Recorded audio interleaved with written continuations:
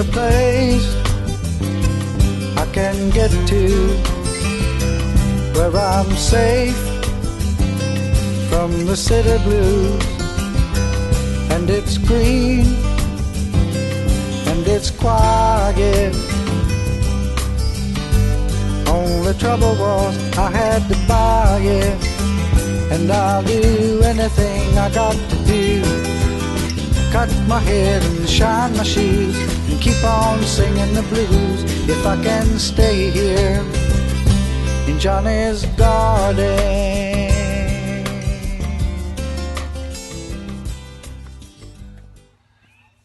We're at the beginning of this video when I'm really kind of at the end of the process. I wanted to wait until things started producing before I was willing to start this whole project, and it is working. My biggest problem was this and this and this. A lot of shade and roots, but the roots are something at least the wicking beds can resolve. Shade it can't, but given that they work so well, I think that even this, I've been able to produce a lot with what I've got. So with that said, let me begin and show you where we're at. To start, you may have seen some different YouTube videos on sub-irrigation systems or wicking beds. But to explain here first, the wicking bed is simply a raised bed that holds water at a particular level and fixed level, and then a substrate of rock that I've seen peat moss used on occasions that fills the bottom of the bed to an inch or two above the level of the water, and the water then percolates up through that rock or gravel and then substrate, and then it moistens the bottom of the soil that you put in your bed, your bedding soil, and it will go it'll percolate up through the soil up to about 1 or 2 inches below the surface of the soil, about no more than 12 to 14 inches above, and in that way it provides a uniform and constant moisture to the plants above, and at the same time conserves water. Now, the reason for this video is, as I said, there's lots of them out there, but mine's a little bit different because I found some things that I thought were pretty helpful and useful. So maybe these might be useful for your consideration. The substrate that I've used is a pumice, which is about a 3/8 inch minus, ½ inch minus, somewhere in that neighborhood. You could also use scoria or lava rock of that same size for your substrate, because it's got a lot of different angles to it. It just tends to percolate water very well. It pulls water right up through it. So that's one item that you'll see that I've used. Also, I've used a water station that provides multiple beds with water, and it provides them with a consistent level. And I use that, and I'll show you that in a minute, but it's essentially a float valve that holds the water at that level. It's connected to the beds by standard plumbing, PVC plumbing. I have a shutoff valve for each bed so that I can isolate a bed, and on the outside I also have of that valve. I probably should have put it on the inside of the valve for each bed, but as it was, I've done it this way. This is a work in progress, so we learn as we go along, but that shows you the level of water that's inside your bed from the outside, so you always know that how much water is in your system. And then also on top of that, actually inside of that, I put inside the bed, I've put in a perforated drain pipe or corrugated, so that it circles the inside of the bed, and the plumbing comes up inside of that. Now to connect my plumbing to my bed, I needed what's called a bulkhead fitting, and it's a watertight fitting that you just essentially you create a hole inside of your liner. I use a pond liner in this case, and to hold the water, and that bulkhead fitting just tightens around that pond liner, and then it's threaded on the inside, so you can put threaded pipe, so that works for your plumbing. And on the inside of that would be a small nipple with an elbow, and that fits inside that corrugated pipe that's inside, and the water flows right straight around in a circle, like I said, inside the bed, and gets to the rock quickly. It doesn't no pressures from the rock is pushing back on the system, so on the water. So this is how the wicking bed in general is made and plumbed. And for the water station, it's simply another device, but this is a 5-gallon bucket that you can get at any hardware store, or one that you would get at probably a brewing supply store. And they're standard. They're 14.5 inches, and as I said, a toilet valve just happens to fit perfectly inside there. There's other types of float valves you could get at different pond stores and landscaping places, but the toilet valve just fits perfectly, extended in its full length.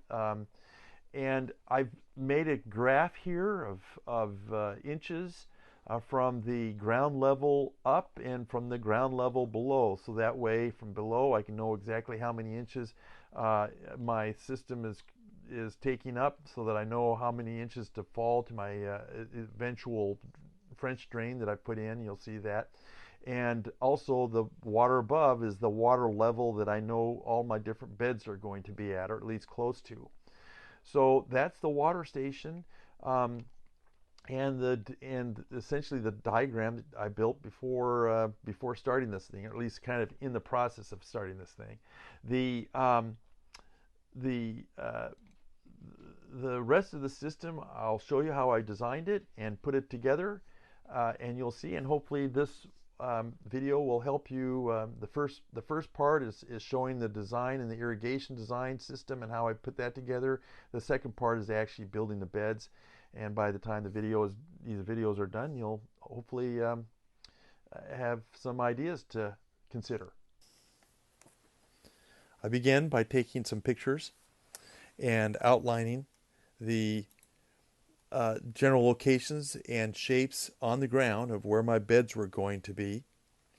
And then I made a diagram on graph paper, something like this, to begin. And at first I hadn't planned for irrigation, so I just began by selecting my lumber I was going to need. I chose 4x4 cedar that came in 8-foot lengths, and I trenched out the footprints for each bed, made my cuts, and it looked like this. They're about 3 feet wide, and most of them are 8 feet to 10 feet long. And then it was at this time that I learned about the sub-irrigation or wicking beds. So I knew at that point that I was going to have to make some changes. I was going to have to grade everything, take all the dirt out of the beds that I had put in there, and I was going to have to also put in a French drain, which ended up being over in this location. And then after I cut that drain and put the drain in, I put the dirt from here inside the beds over on top of that. So I have my layout. Everything's level. I put the boxes together. They're dry fit, but they haven't been finally staked in. They're full of dirt, and I have to put the dirt somewhere. And that dirt happens to be going over right where my drain line is. So I'm going to have to do my drain line first, get that all plumbed and done, and then I'll have a place to put my dirt. So that's my next step. So the drain line.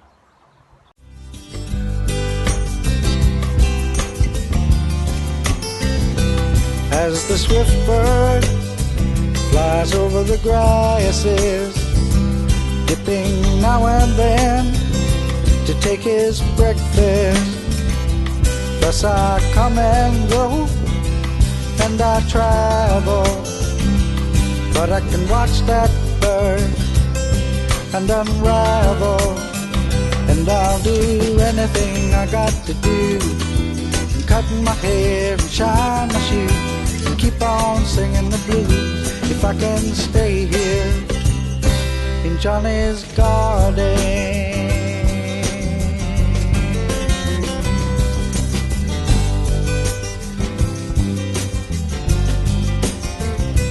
With his love and his caring, he puts his life into beauty sharing, and his children are his flowers, and they give me peace in quiet hours, and I'll do anything I got to do, cut my hair and shine my shoes, keep on singing the blues, if I can stay here in Johnny's garden.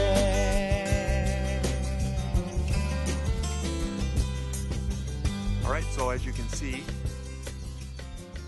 I've made some ditches, but before all that, I laid out my drain line.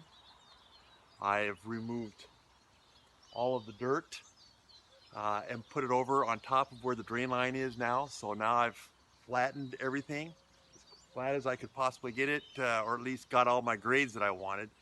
So I've created my ditches in order to be able to plumb to each one of those beds. And really now the easy part is just starting to fit these pipes together. I've got my water station, so I know where that grade is, and everything from all of these different beds will drain towards that water station. And when that water station fills to this proper height, all the beds will be filled to the proper height.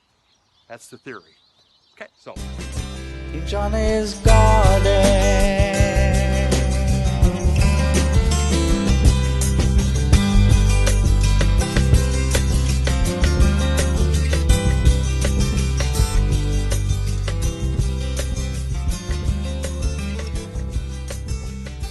okay,